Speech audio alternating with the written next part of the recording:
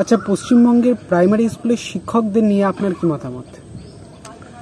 পশ্চিমবাংলার সরকারি প্রাইমারি স্কুলের শিক্ষক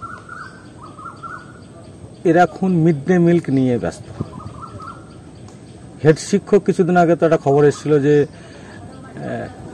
যে মিড ডে মিল রান্না করে তার সঙ্গে নীলাকীর্তন। তাহলে আর পড়াশোনা কি হবে? পড়াশোনা প্রাইমারি স্কুলে হচ্ছে না, আর আগেও আর মনে হয় হবে না।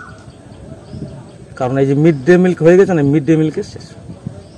আর এখন সত্যি কথাই প্রাইমারি স্কুলে শুধু মিড ডে মিলকের জন্যই ওই ডিম ভাতের জন্যই আসে, ডিম ভাত খেয়ে ওরা চলে।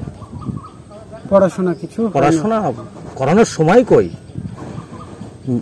হেড শিক্ষক সে তো যে রাঁধুনি তার সঙ্গে নীলাকীর্তন চলছে, কিছুদিন আগে খবর এসেছে।